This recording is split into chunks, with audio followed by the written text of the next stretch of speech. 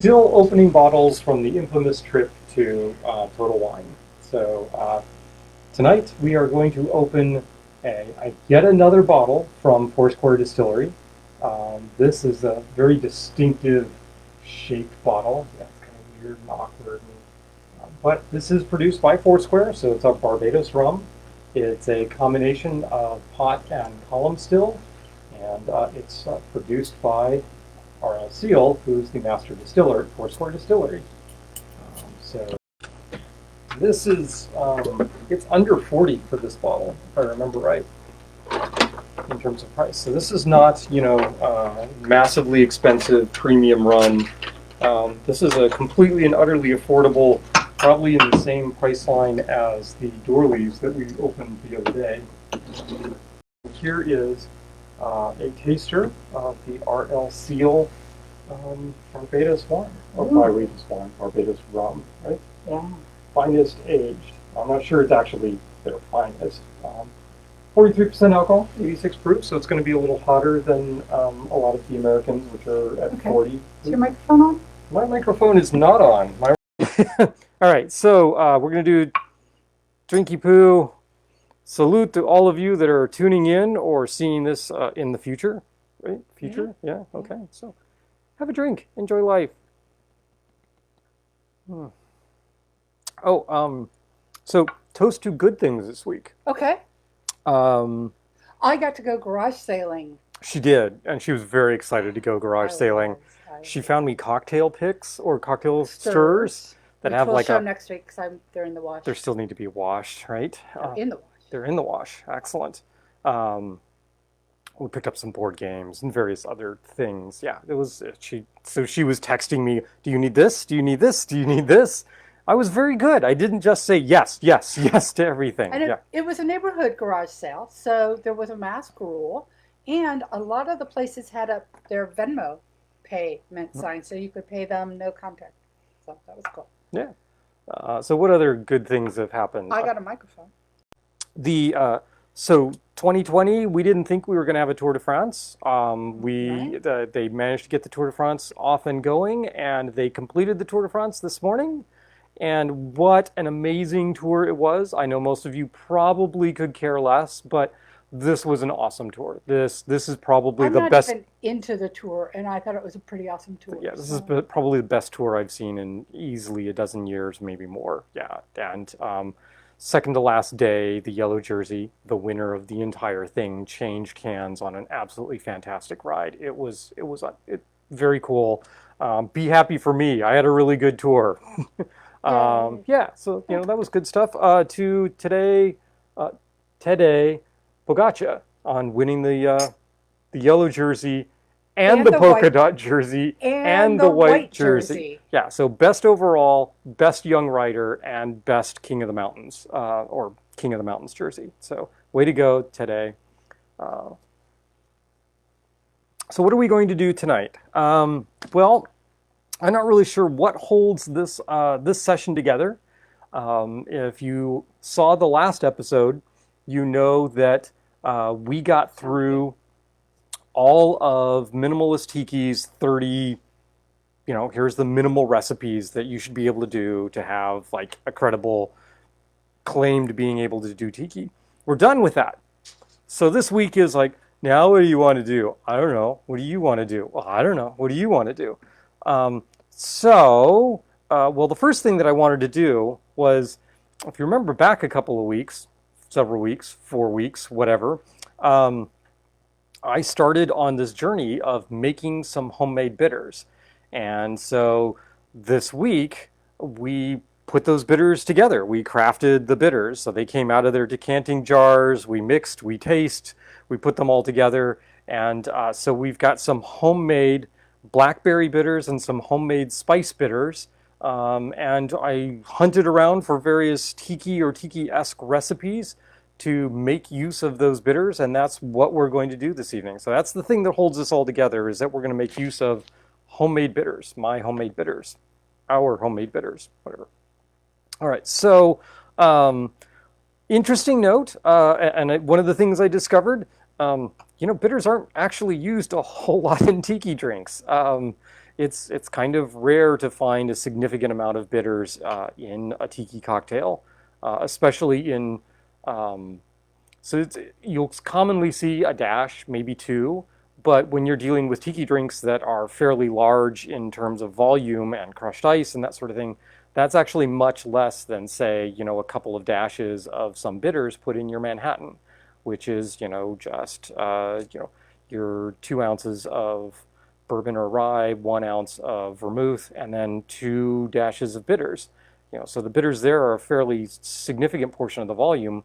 If you're pouring, 3 ounces of rum, 4 ounces of various sauces, right, juices, and that sort of thing together, then a couple of dashes of some bitters is really not that much. Now, it can change the complexity of the drink, but they're just not used that much. And I really wanted some things that I could feature the bitters in so that they would actually contribute something. And I'm fairly certain that my bitters are not quite as potent in terms of their tartness, their bitterness, as some of the commercial bitters like Angostura. So I'm going to kind of amp up the amount of bitters that goes into these drinks after hunting through various tiki recipes to find some that require the use of bitters. Now, full disclosure, most of them require the use of Angostura bitters, and we're throwing that out the window and we're going to use the homemade bitters. And we're just going to play around and see how that works. So the first thing we are going to do is... But the bitters were good in gin and tonic. Yeah, so Star wants to make sure that you know that the bitters were very good in a gin and tonic. When tasting the bitters directly, the blackberry was not really pronounced, but man, when you dropped it into the gin and tonics, it blossomed and the blackberry juice was there, and so it was really tasty. I'm quite a fan of that. I also did just a tonic water with bitters in it, and that was delightful as well. The flavors came through. So we'll see how they hold up to some tiki cocktails. In 2008, this relatively famous within bartending circles bartender invited Dave Beachbum Berry out to Bratislava to throw some cocktails together and make some cocktails together to celebrate Captain Morgan and Captain Morgan's release in the Bratislava area and the use in various cocktails. And Beachbum Berry created this drink called the Captain Varnez Grog, and Vadrna being the last name of Stanislav Varnez, the bartender that he was doing this with. Okay, so in that cocktail, they use 2.5 ounces of spiced rum. They're doing it to celebrate Captain Morgan's release, so they obviously use 2.5 ounces of Captain Morgan. We will not be using Captain Morgan rum because I don't have any Captain Morgan rum and don't stock any Captain Morgan rum on my bar. So sometimes, not we haven't had some Captain Morgan around for quite a while, actually. And if so, it would be the Captain Morgan's like private reserve stuff, right? Yeah, I think. But in any case, we happen to have a recently opened spiced rum. And I haven't used it in a cocktail yet. We used it as a toast once, but we haven't used it in a cocktail. So we're going to use that. We're going to use the Foursquare spiced rum. So we've got the Foursquare spiced rum. Speed pour already on, as if I was anticipating that we would be using this. It requires some grapefruit juice. So I've got a little thing of grapefruit juice right here. Grapefruit juice. Lime juice, because, right, it's a tiki drink. So lime juice. Some Demerara syrup. So this is just a 2-to-1 sugar to water mixture by weight of Demerara sugar to essentially filtered home water. And then it's going to take some Angostura bitters. Now in the original cocktail, there was only a single dash of Angostura bitters. Now, playing around and rereading through portions of Smuggler's Cove where Martin Cate mentions that when he's making, or when their bar makes tiki drinks and call for bitter dashes, they use the big industrial commercial bottles of Angostura. And as a consequence, when they do a dash, it's a much heavier dash than your tiny, small commercial bottles or the little dasher bottles like we have here. So He cautions that if a recipe calls for some form of bitters in the tiki canon, you might want to be a little more heavy-handed with it than you ordinarily were. So if it said 1 dash, you might try for like 1.5 dashes or something. But I really want my bitters to come through on this cocktail. So I'm going to go with a full 6 dashes of this, and we're going to see how this works. So this is going to be shaken with some ice, and that's going to require that my wife go to the back room and get me my blue container that has ice cubes in it. So I think that would be for the best. Okay. So we're going to go here. We're going to start to make this up. Dun, dun, dun. Here's my shaker cup. Red or white grapefruit juice? So there was a question as to what type of grapefruit juice. Unless otherwise specified, pretty much every person that I know within the tiki world uses white grapefruit juice. This is particularly annoying because white grapefruit are in season for like a blink of an eye. So it's kind of hard to get, but I mean, and fresh is obviously best, but it is hard to find white grapefruits when they are out of season, and it's hard to get them even from like South America when they're in season down there and not in season up here. You can hunt for and find jarred or canned white grapefruit juice that is actually pretty good. It's not as good as the fresh, but it is pretty good. Just make sure it's unsweetened. Make sure that it is not grapefruit flavored, like apple juice with grapefruit flavorings or something like that. You want 100% pure, all natural grapefruit juice. So that's what we're using, is white grapefruit juice. All right, so we are going to go 2.5 ounces of spiced rum. So flip this guy open. Dun, dun, dun. Yep, 2.5 ounces. That's a lot of rum here, which is good because we need it, because it wasn't all good news this week. Okay, so there's 2, and now half ounce of the grapefruit juice. Let's shake this up. Yes, something is burning. That's incense. Just going to get that out of the way because I'm sure it was coming at some point. So there is a ½ ounce of white grapefruit juice.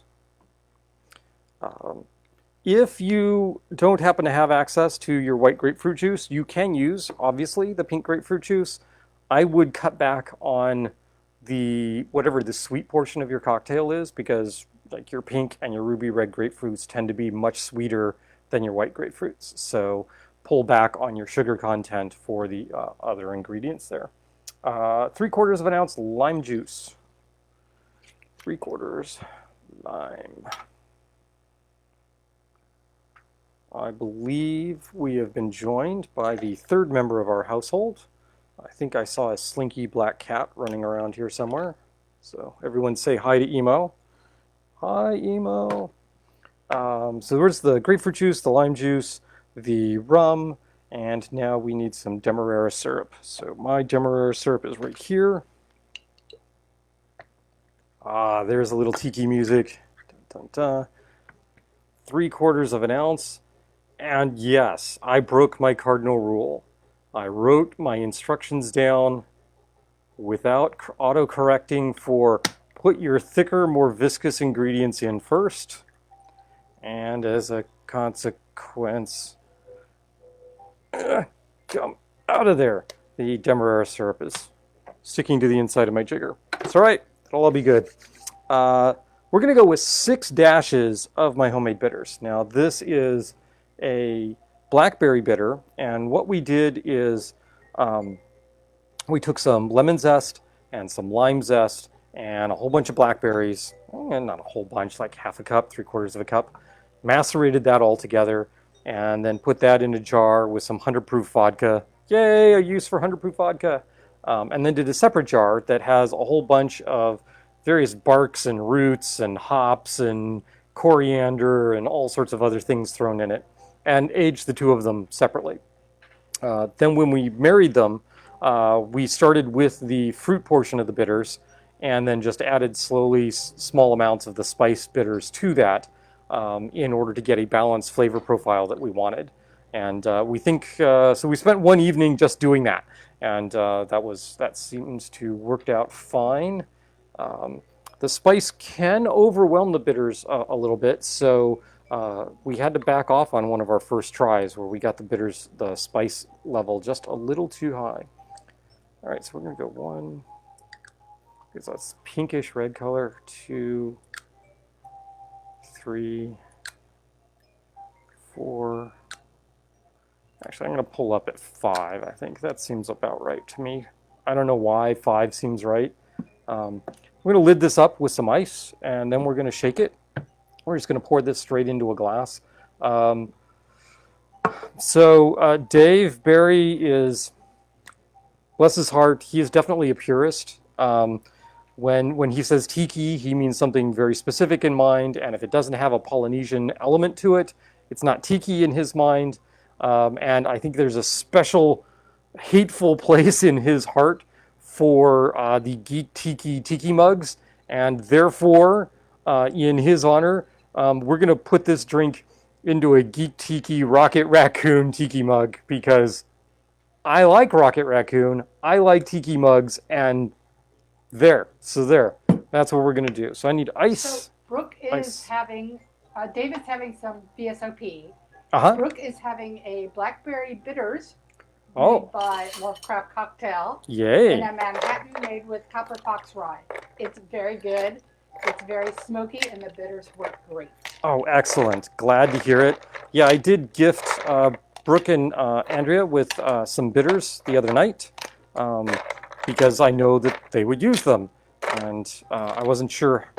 I mean, 3 ounces of bitters is a lot of bitters when you're not using it constantly. And of course, it will keep forever, so might as well gift some people with it. And I knew that they would give me constructive criticism back on the bitters and not do the, oh yeah, sure, these are really good, kind of thing. Okay, lock this up, and we're going to shake.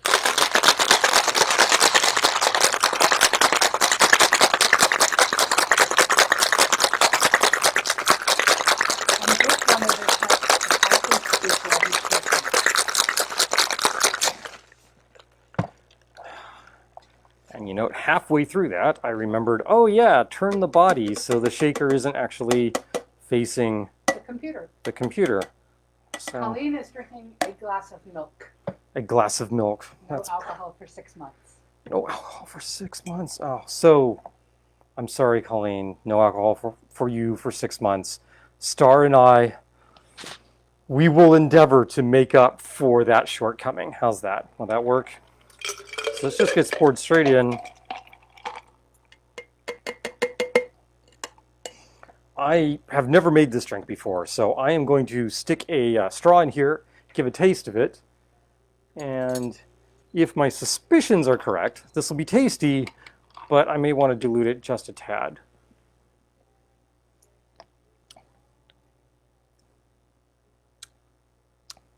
Oh, the blackberry on the bitters really comes through. That's really nice. I'm so happy. Yay! Where's my scoop? There's my scoop. I am going to put some crushed ice in here because this is actually a big mug, and so everything is kind of lost in there.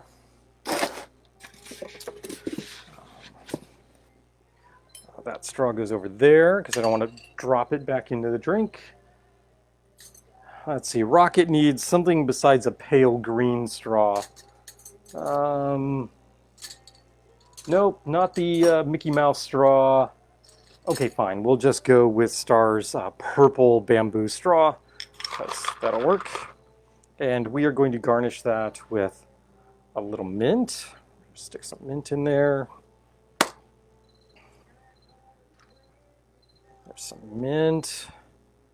I think that will work. So here is a drink which is a tribute to Captain Morgan, sort of, kind of, in some ways. A tribute to Dave Barry, a tribute to Stanislaus Vadrna. Captain pose? Only if you want to. So here, what do you think?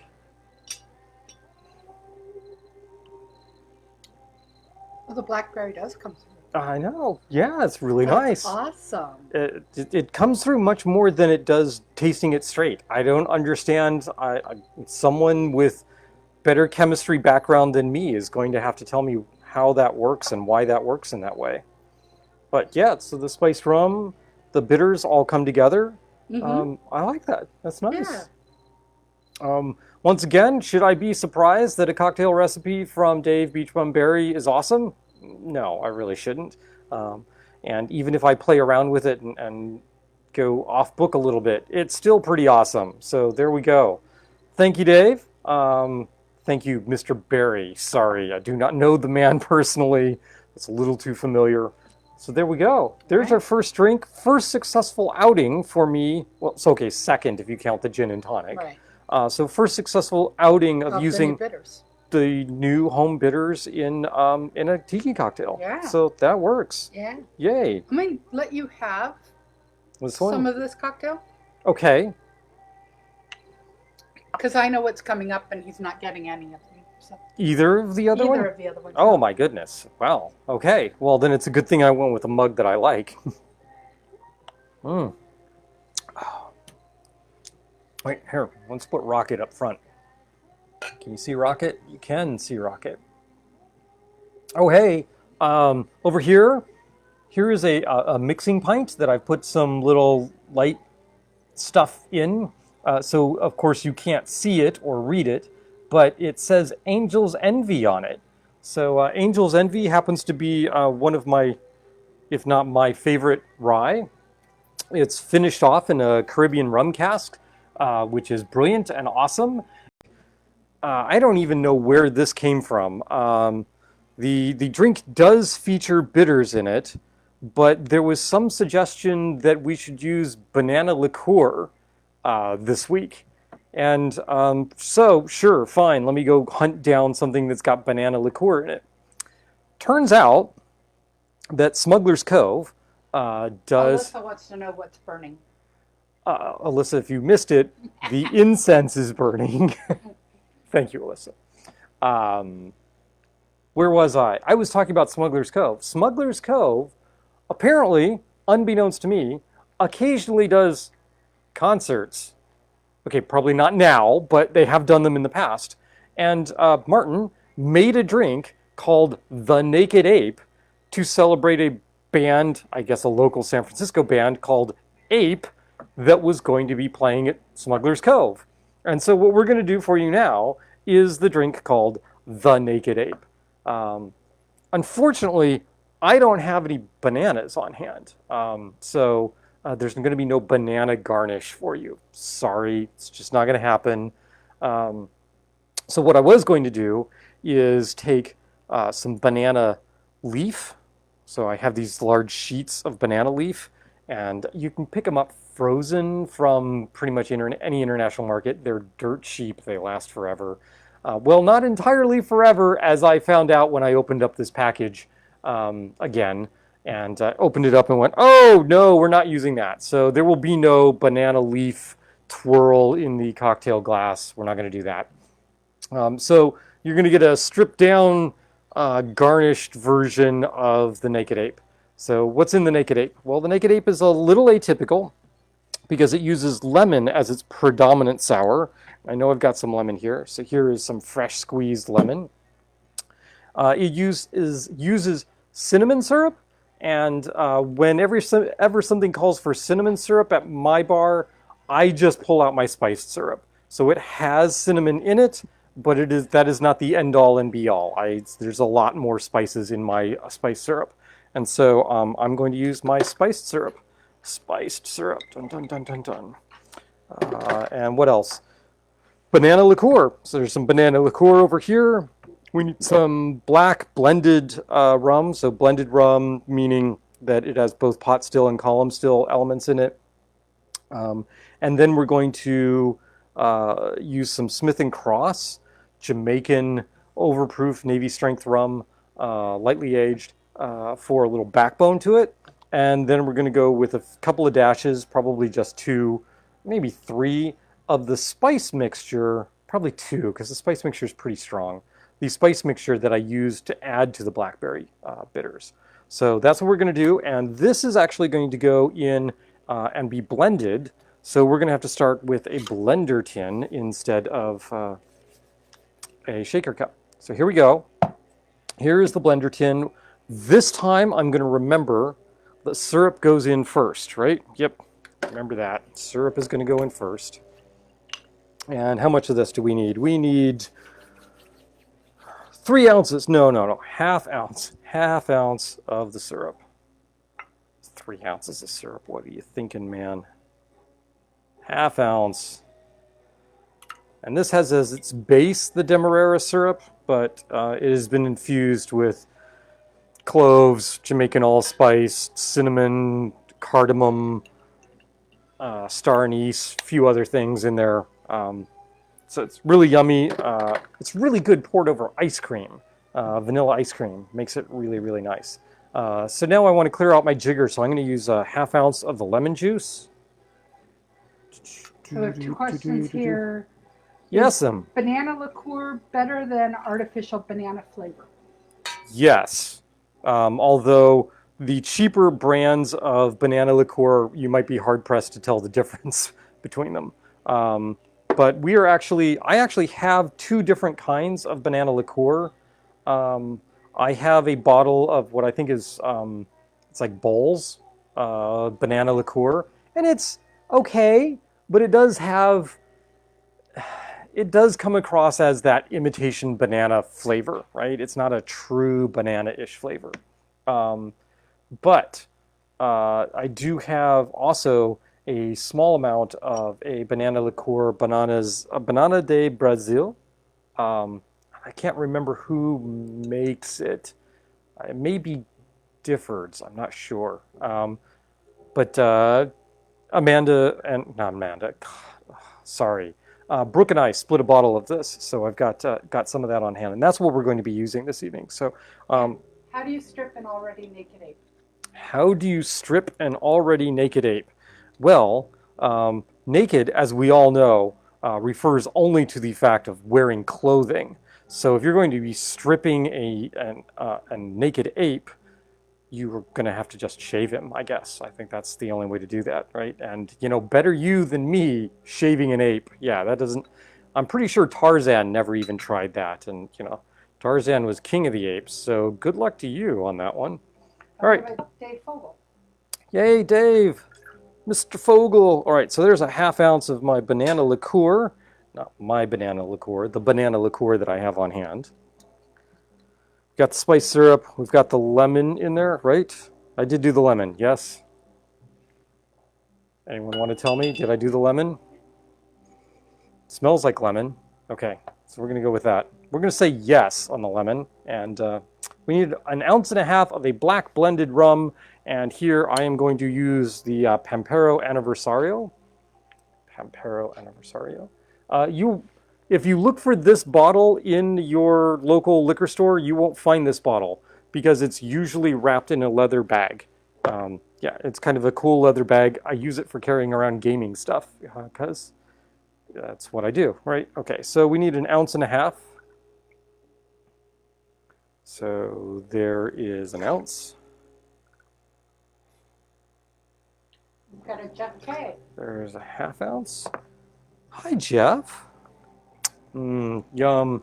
Good rum. Hair stuck in mouth. Not good. Now we need Smith & Cross. We are only going to do a half ounce of the Smith & Cross because any more than that and it will completely and utterly overpower this drink.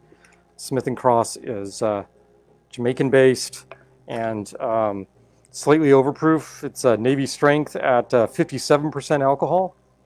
Yeah, so that's 114 proof. That's pretty stiff. I mean, it's not 151, but it's still pretty stiff. And then we're going to go to the spice bitters. So again, here are the spice bitters. These are what I used in very small proportion, adding to the blackberry bitters to add a little spice backbone to that. So we are going to go 1 and 2. Stick that in there. I have a David Heinsohn saying yes, and I believe that is probably in response to, hey, did I put the lemon in here? Let's hope. That's a pretty tasty rum. I should drink more of I this. read about a beer that was 57% this morning. A beer that's 50, an overproof beer? Well, I mean, I guess. Ugh, but 57%, 57% or 57 proof? If it's 57, 57%. oh my goodness. Wow. I'm not even sure how you'd get a beer to that level because you don't actually distill beer, you just ferment it. I, mm, hmm, I, I don't know of such a thing. I have to have a drink because of that. Oh yeah, we could always play Stump the Bartender, and for everything I can't answer, I have to take a drink.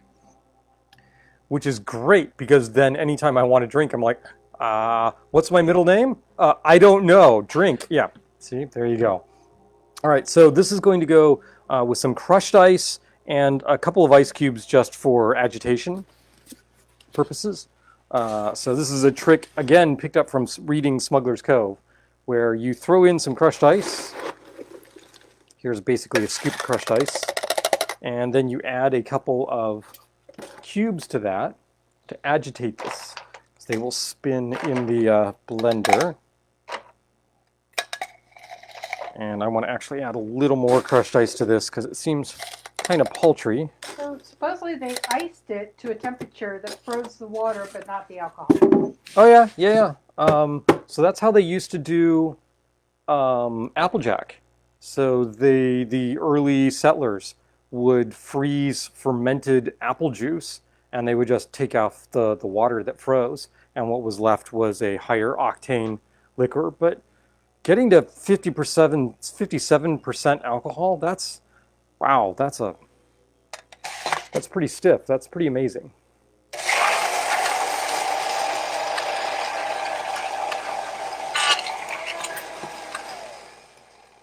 Dana does not want to meet the yeast that can create 57%. Yeah, I don't either. I'm pretty sure I've seen it as a puppet on an Alton Brown show, though. I'd be willing to bet.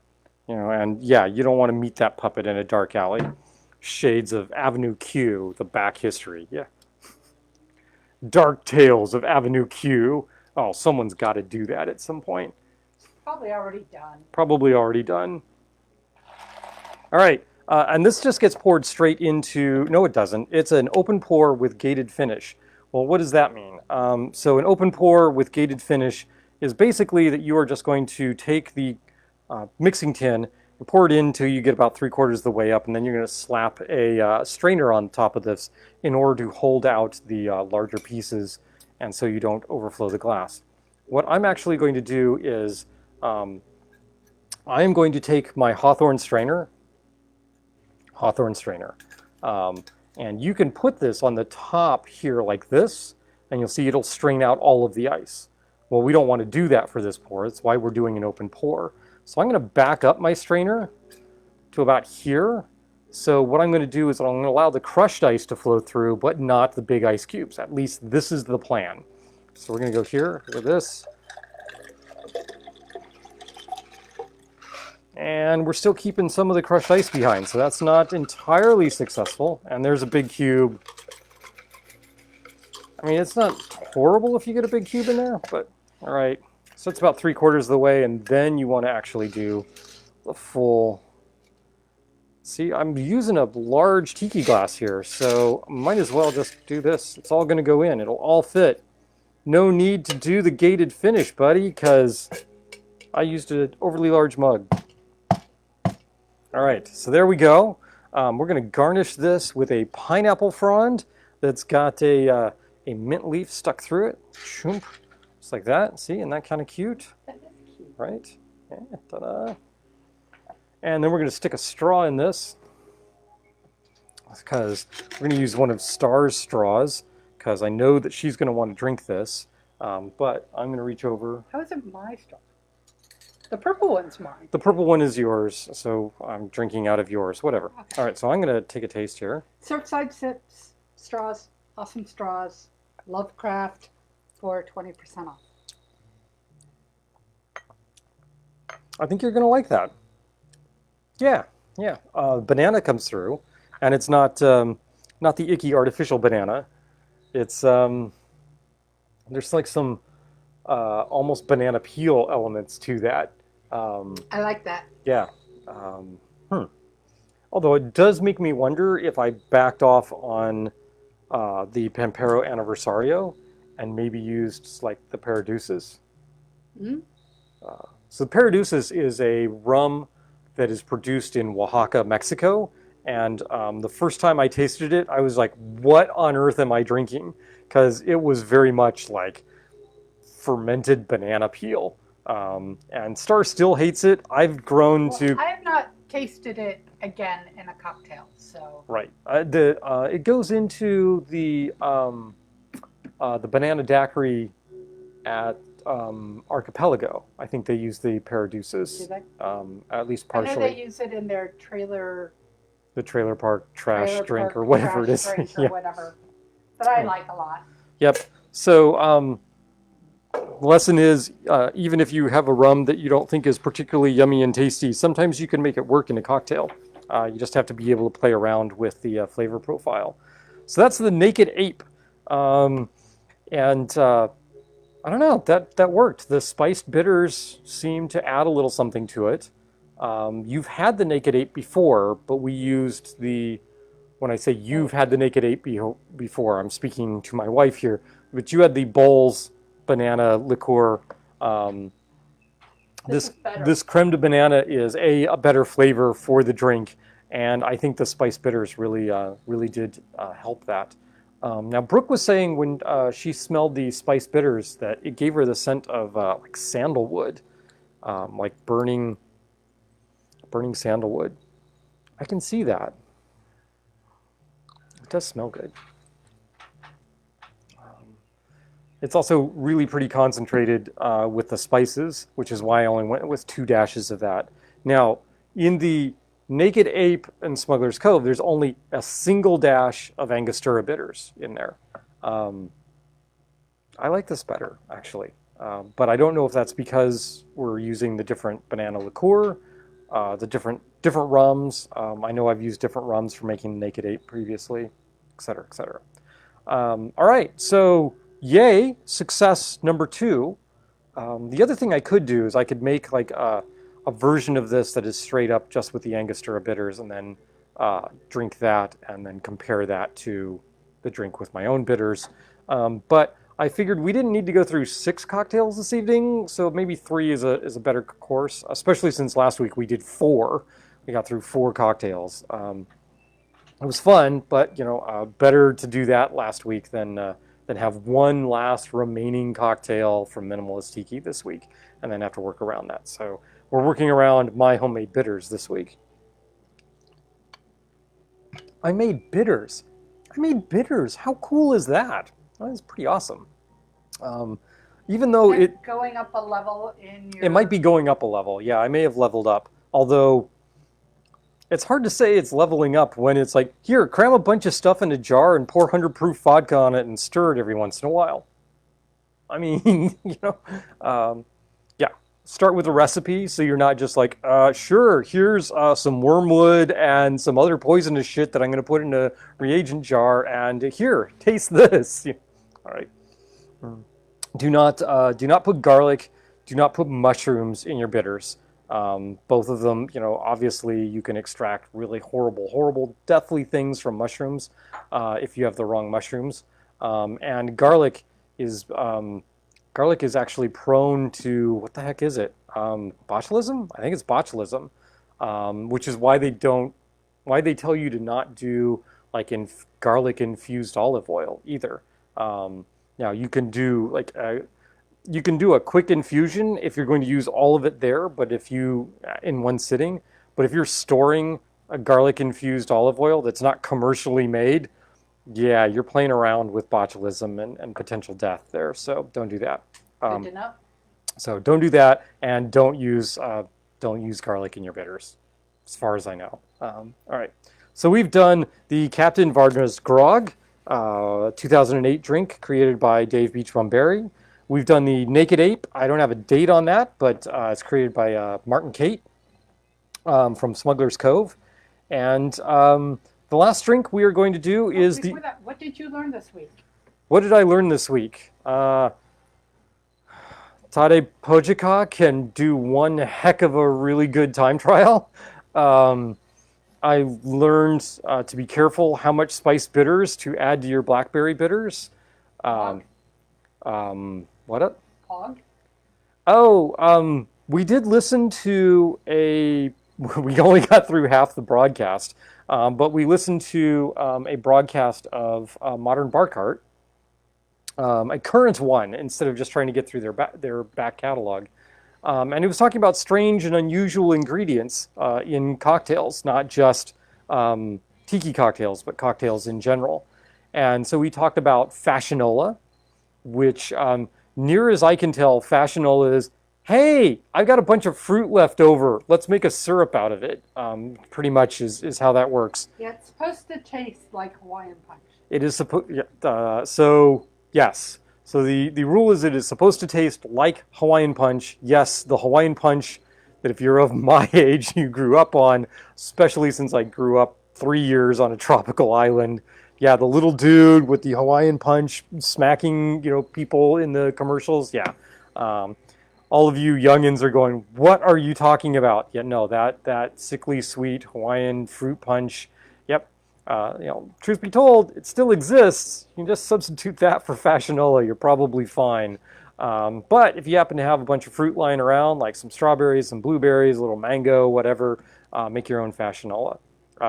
Other weird ingredients they talked about ambergris, which essentially is a byproduct of a sick sperm whale. Yeah, I'm never putting that in a cocktail. No, it's not happening. No. No, not happening. What else did they talk about? They talked about POG, which we've used POG. POG is passion orange guava juice that is out of Jamaica. Is that right? I have no idea. Trying to remember where it's done. But the thing we learned about POG was, I of course figured POG, it's passion orange guava. There's absolutely no relation to that silly 80s, early 90s game that involved POGs and collecting POGs and flipping them and that sort of thing. Turns out made by the same company. Yeah. So POG the game and POG the juice are actually related. So there you go. Learn something new. It started with the lids. It started with the lids, right. So the POGs originally were just lids off of the bottles that POG originally came in. Obviously, I use canned POG around here because I can't get the bottles. Yeah, so it started from those caps, and then they went into making just straight up POGs, and people collected them and competed with them. Yeah, there was a whole how to compete with POGs and stuff. Very strange. From Hawaii. Hawaii, Hawaii, of course. Of course it's Hawaii, not Jamaica, different ocean entirely. But still, ocean, island. Miss traveling. Oh, that's the other thing I learned this week. So this week was flooded on my Facebook feed of, hey, here's this thing from 2 years ago. Hey, here's this thing from a year ago. Apparently, I like traveling in late August and September. And yeah, I haven't done any of that this year. So did take a few days off. Did a staycation, so traveled away from the mental processes of work. And so that seems to be helping, I guess. All right. The banana liqueur is supposedly also good on vanilla ice cream. There are just so many things on this bar that are good over vanilla ice cream, or good mixed in with vanilla ice cream in a milkshake or something along those lines. High quality vanilla ice cream. Yeah, high quality vanilla ice cream. Maybe some Talente gelato, something along those lines. Yeah, some Talente ice cream, Talente gelato, a little heavy cream, some rum, and the banana liqueur. That'd probably be pretty darn good. Maybe pour some of the praline liqueur over the top of that, and life is pretty happy. Yeah, I'm guessing. Yep. Not at all intoxicating. No, not at all. That made one fine milkshake, I think. Yep. You need to try that. Need to try that, Star says. Yes. We have, amazingly, all of those ingredients right here. All right, but that's not what we're going to do right now. So the first two drinks, we know something about the provenance of those drinks. We really don't know much about the provenance of this drink. the last drink that we're going to do here.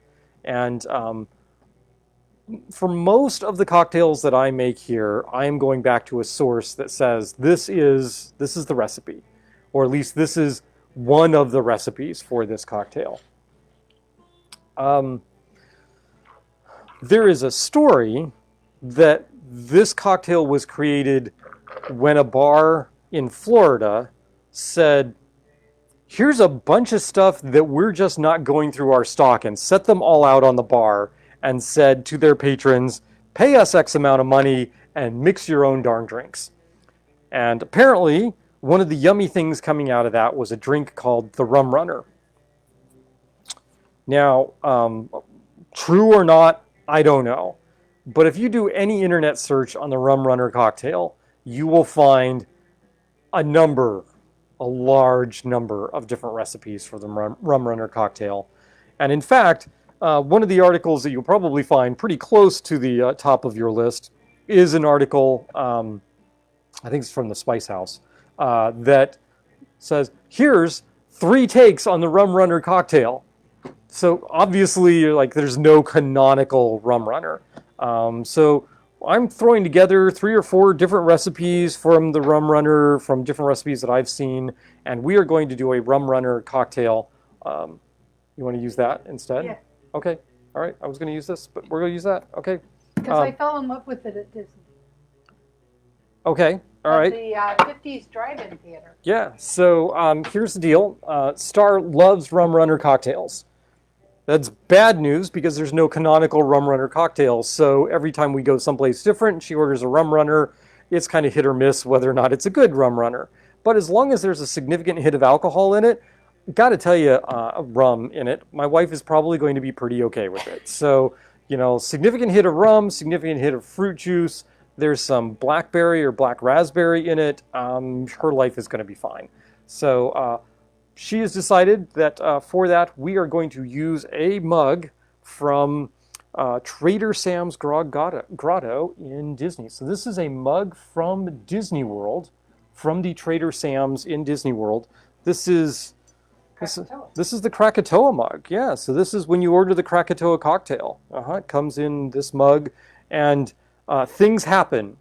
So Disney's really into animatronics. I'm not going to say much more than that, but things happen in Trader Sam's when you order the Krakatoa.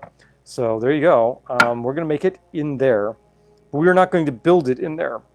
This is a shake and strain over rocks kind of glass. So we're going to do that kind of drink. So we're going to do the Rum Runner in this one. All right, so what's in the Rum Runner? Lots and lots of stuff.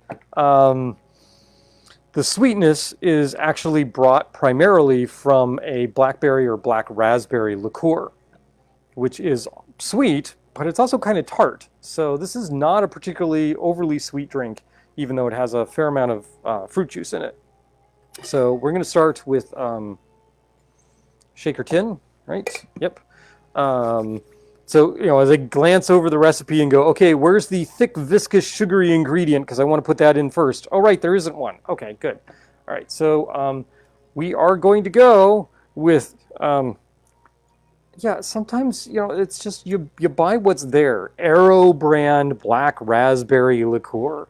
I'm sure it's not the greatest stuff in the world, but I'm aiming for a particular flavor profile, which is artificial black or raspberry. Oh yeah, that's definitely that. Meets that flavor profile, nose profile, exactly. All right, we are going to go full ounce of this. Nice reddish purple color. You see, you're not going to be able to see the color of the cocktail in that, but okay, that's all right. More banana liqueur. A full ounce of the banana liqueur. I should go to get the bowls and do the artificial banana liqueur, but yeah. That's not a shaker tin, that's a shaker plastic. It's a shaker plastic, it is. All right, so there we go. There's more banana liqueur. Careful there, Star. She's like drooling at this point. She loves her Rum Runners. All right, creme de banana. We've got the blackberry liqueur. We need an ounce of orange juice and an ounce of pineapple juice. So here's an ounce of fresh squeezed orange juice. This is just a couple of hours old. Maybe not even that. 1 ounce, right? Yep, 1 ounce. Your wife ran out and got citrus. Yes. Well, okay. I was lying on a massage table and my wife went out and did a grocery run, came back with citrus. My life is horrible, right? All right, 1 ounce pineapple. Yeah, I'm not opening a little can of pineapple. We had a pineapple, so we juiced a pineapple. So this is fresh pineapple juice. Yeah, this is good stuff. This will make her life really happy. Fair warning, Disney uses Dole pineapple juice because Disney is sponsored by Dole. All right, so we've got orange juice, we've got pineapple juice, creme de banana, we've got the blackberry liqueur. What's missing from this? Oh, right, rum. So I love you, hon. I am not going to use truly expensive rum here. And I know that you like coconut. So some Christmases ago, we got a bottle of Sugar Island coconut rum. Caribbean rum with natural coconut flavors. It is a big whopping 21% alcohol or 42 proof. So not a whole lot of alcohol in this. Now the drink calls for 2 ounces of rum. So I'm going to use about 1 ounce of this, and then I'm going to go for something that's got a little more oomph, because, yeah. Wimpy, wimpy. Okay. So there's 1 ounce. Whoosh. There's just a little tiny bit of that left in there. Neighbor Phil is watching. Hey, Phil. You know, I can make you a drink. You're local. Okay, so I need another ounce of some rum. Jeff Smalley says you can still get Pogs at Cracker Barrel. Oh, okay. I'd have to go to Cracker Barrel, though. No, that's okay. Let's see. What do I want to do? So I'm tempted to go with the Smith & Cross, but we've already used the Smith & Cross this evening. I'm also going to be throwing some of my bitters in here, so I'm not sure how hefty a punch we want to give it. You know, I'm going to go with the Zaya. So the Zaya is, what is it, 40%? So we're really not amping up the alcohol content of this very strongly because we're, 40% and a 20-something percent. So we're going to be a little light on the alcohol here, but, Star's drinking all of this herself, so it'll be fine.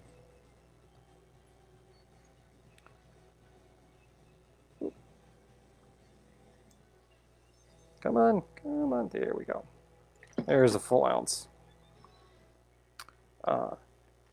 Zaya is an example of a rum company that has changed their age statements on their bottles to really accurately reflect what they're doing.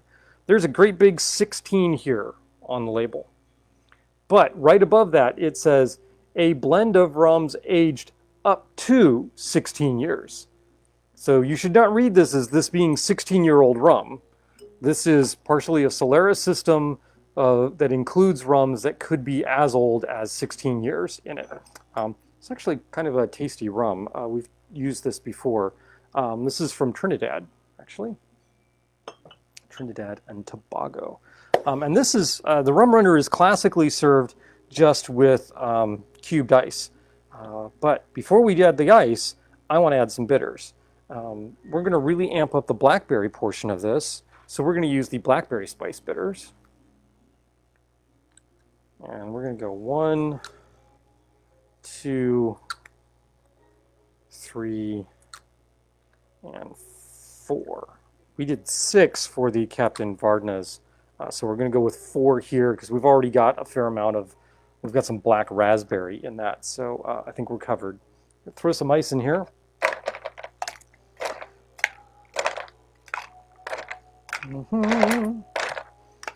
Should use my scoop, but that's okay. Da-da-da. Adding ice cubes one at a time. Oh, 2 at a time because they're attached. Yay, okay. Lid this up. Oh, this is going to be a nice pretty red color. You're not going to get to see it. Okay. See, I remembered.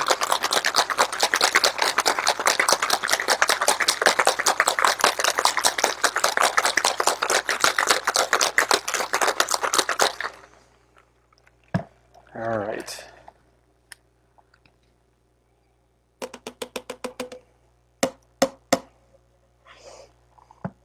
And this is, wow, okay. So this is normally strained over rocks. I'm actually going to change that up a little bit, and I'm going to strain it over some crushed ice. So my instinct was to strain it over crushed ice. Here's the deal. If I do that, I'm going to get more dilution because the crushed ice will melt faster than cubes will. But I'm using Sugar Island, which is a low alcohol rum liqueur. So if I do that, I'm going to get too much dilution, so that won't work. So I'm just going to add some fresh rocks to that instead. And somewhere I have my scoop. Here it is. It's in my crushed ice. Let's do that instead. So we're going to take the Krakatoa mug.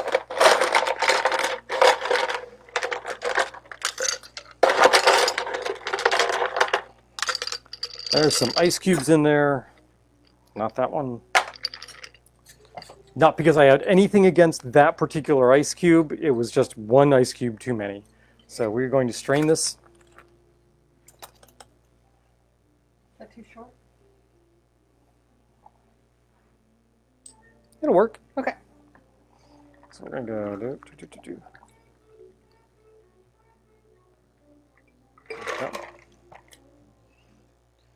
And then I'm going to take a frond of the pineapple. I'm going to move this out of the way so you can see what I'm doing. So here's our Krakatoa mug. We're going to take a skewer, and because this is just a fun, frivolous drink, there's a candied orange slice sitting on top of here. And this is just a pineapple wedge from the pineapple that we juiced earlier today. So that can go... That can go. Bartenders, don't do this. Yeah, your patrons will be really upset with you if you drink the level down so that you can put in your, oh, you're going to love that. Oh my gosh. And then we'll garnish with just one little pineapple frond there. We're going to stick a straw in that. Star's going to go off to her happy place, which apparently only involves me in the making of cocktail portion. Oh, that's not true. Oh man, wow. You're going to love that because that Sugar Island coconut rum really comes through. Oh, You're right. I love that. she loves it. I don't. It's coconut, it's Sweet. blueberry, it's sweet, it's pineapple, it's yum. I'm in my happy place. You're in your happy place. Yeah, it really needs some tartness to it. I probably should have put more bitters in that. But you're getting the bitter. I think the bitters still come through. Mm-hmm. But not as well as I would like them to. All right, so we have a fairly successful outing this evening for the homemade blackberry bitters. What do we got? We have questions, I think. Hi, closer to Polynesia, kaboom, it's in a shaker. It's why don't they call... strained over pebbles. Well, okay, so we do this, right? Someone sends in a question that is kind of tongue-in-cheek, and then I turn around and give a serious answer. David did this the other week. He was like, I don't expect a serious answer to this, but... And then I give him a serious answer. So I'm actually going to give a serious answer to this. They wouldn't call it straining over pebbles. Unless it was pebble ice, and pebble ice is a thing. So in terms of ice, you have rocks, you have giant rocks, you have rocks, which are standard rock is, well, what you get out of your freezer, kind of shape, size, etc. The old like cubes about yay big, maybe. So that's, and the big rocks would be like squares or special sized or spheres, things like those, right? So big rocks.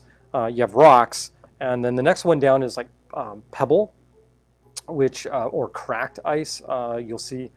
So cracked ice you get by taking rocks and just beating them and cracking them. You know, hit them with a little mallet or something a couple of times, and it'll fragment. Pebble ice is a little finer than that and a little more regular. And really, the only place that I know that you can get pebble ice is from Sonic. Yes. Sonic Drive-Thru sells ice. They sell pebble ice, and that ice is highly, highly prized by tiki enthusiasts because of the consistency and how well it works in these guys, your spindle blenders. The level below that would be the crushed ice that I have. So over here, I have a Waring Pro crushed ice maker where I throw in my rocks and it comes out with this crushed ice because it's got a roller mechanism that breaks that ice apart. Level below that would be flake or shaved ice, which is a much finer, powdery, think snow cone kind of ice. And you can use that for some cocktails, but bear in mind that that ice tends to very rapidly just freeze into a solid block. It's really hard to use in that case.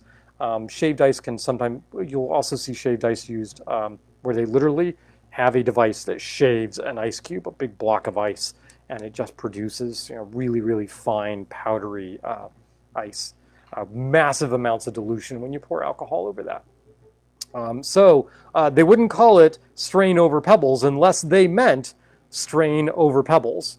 And in this case, we don't. We mean strain over rocks. So, ta-da, there you go. Point out the Dizzy Diva.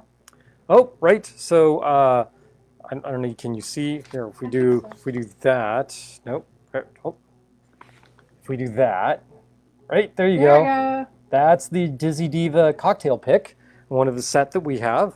It's very tiki-esque. Our first Dizzy Diva. First Dizzy Diva item, yes, and we like them very much. We give them a shout out every once in a while. So Dizzy Diva on everything, Etsy. Right? Etsy on Etsy, right? So we should do the shout out to so Dizzy Diva. Make sure we do a shout out to the people that supply us with straws when we pay them, which is Surfside Sips. Love them. And if you too want to have some of these really cool straws that we have, like these glass bamboo straws, or I don't know, a white bone straw, or pride flag straws. Can you see that? Pride flag straws? Yeah. Anything along those lines? Yeah. Surfside Sips does those. And you can use our discount code, or promo code, which is all caps, Lovecraft, Lovecraft. Do that, and there's a 20% discount on your straw order. So, they love us, we love them. And local people, Wednesday. Wednesday. Right. So I'm getting there. So People's Drug is doing a special event during the month of September with Angel's Envy, Bourbon and Rye.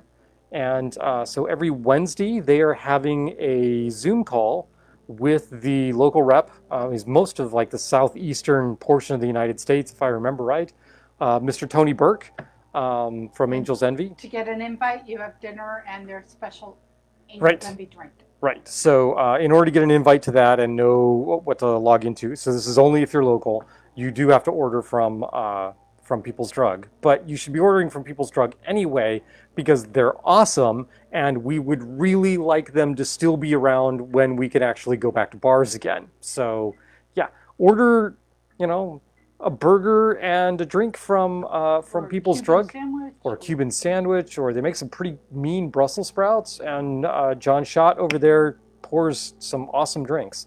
And so get an invite to that and join us for talking with Tony about, anything, and support I keep wanting to call it Toast the Trees. I keep wanting to call it Touch the Tree, and that's just wrong in so many ways. It's like, I don't know, it's a bad porno for druids or something along those lines. I'm touched by a tree. I don't know.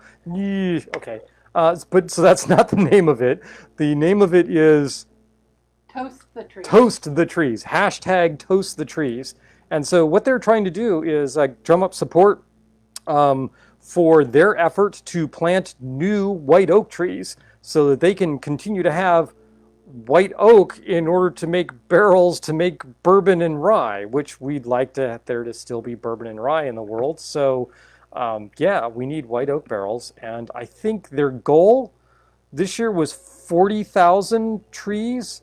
And last I looked, they were 37,000, and said, depending upon the level, we will go all the way up to 50,000. And it runs through the end of September. So we'd really like to see, not touched by a tree, but toast the trees. Hashtag toast the trees. And you can plant trees by doing the trivia. Yes, that's true. If you go to Angel's Envy, Toast the Trees, there's a trivia game there where you can answer questions about bourbon and Angel's Envy and the history of U.S. whiskey and that sort of thing. You know, how many barrels can you get out of a mature white oak tree? Questions like that. And I think it's what, 5? 3? 5? 3. It's only 3 out of a mature, right? So, yeah, so there you go. So you can learn trivia about bourbon and rye, learn trivia about Angel's Envy, and help them support trees, because it's like for every 4 answers, right? 3 answers Yeah. you get correct. See, I'm much more a stickler here. Yeah, it's like 3. No, it's got to be 4. No, it's only 3. You get 3 answers right, they plant another tree. So, you know, like, how cool is that? Go play some trivia and plant some trees. So, not touch the tree, not taste the tree, toast the trees, right? So there we go. So toast the trees, and tell them Lovecraft Cocktails sent you, and say hi to Tony Burke, and show up on Wednesday so that we'll be a crowd. Am I missing anything else? What am I missing? I think that's it. I think that might be it. I think might as well do a shout out to High Desert Botanicals that provided the bitters kit that allows me to make these wonderful, yummy bitters. Bitters kit comes with, the one I got comes with like 9 of these medicine dropper bottles and 4 of the really cool amber glass reagent bottles that are just awesome. And have nothing to do with ambergris, which is really good because wow, disgusting. Yeah. Like, here, it's And he something got a from whole the. wooden case with it all, Yeah. because he's spoiled. Well, yeah, and I mixed you cocktails, so it Yeah. all works out, right? Yeah. Especially when I make you cocktails like that one. Yeah. Did you finish that already? Yeah. Are you back here wanting another one? Yeah. No. Well, we don't have enough Sugar Island to do the same proportions, but I think you'll be fine with the Zaya. Yep. So. All right. So there we go. It's this is the 23rd. People's Drugs used to be what CVS is. Yep. Yes. People's Drug used to be an actual drugstore in Alexandria, Virginia. Yep. And they actually still have the drugs Mhm. sign up on it. It's a very small bar. It's a restaurant. Great stuff. Sitting over there on top of the game boxes Uh-huh. is a thing that I want to show off. Oh, okay. And it needs to come over here. So before we go, I'm going to give you a sign. It's not quite a sign from God. It's a sign from Pooch. Over here by the game box. Oh, The 2 game boxes, right? It's right over there. Right Oh, there. Right there. right. Yep. because you're spoiled. Because you can find... Was this a China find? This was Wish.com. Oh, Yeah, Wish.com. China.com. Yeah, So, Wish.com cheap- is cheap-ass China crap. And every once in a while, You find something kind of cool. yeah, you got to go through and place an order. And you place an order, and and- half the time it's like, oh, this broke on the way over. Yeah, half the time it's not worth it, but it's all cheap. So Right. sometimes you find great stuff, like A Havana Club sign, right? So like a metal sign for Havana Club, and this it's the Cuban. is the Cuban Havana Club logo. Yes, this is the good stuff. Okay, Bacardi, I like you, I love you, but the Cuban Havana Club is just the better rum. It really is. So we're gonna put this up somewhere over here, probably over there in that corner, over by the sign that says the Tiki Bar is open. Yeah. And yeah, so Havana Club. And Because all bars need, silly little signs for, for the stuff that they pour, yeah. you mean like, I don't Your know, Ray and nephew bar mat. my Ray and Nephew bar mat, because Ray and Nephew rum, yeah, Yeah, yeah. Yep, yeah, things like that. eBay. eBay's your friend. Well, sometimes. Yeah. Sometimes it's your friend, other times, woe be it unto your bank account. Yeah, There's that. there we go. Yeah. I don't know, I'm not sure how to end this one, other than, hey, I've got some bitters that seem to work out, and I'm not sure what I'm going to do for bitters in the future. I'm going to make something else. I'm not sure what.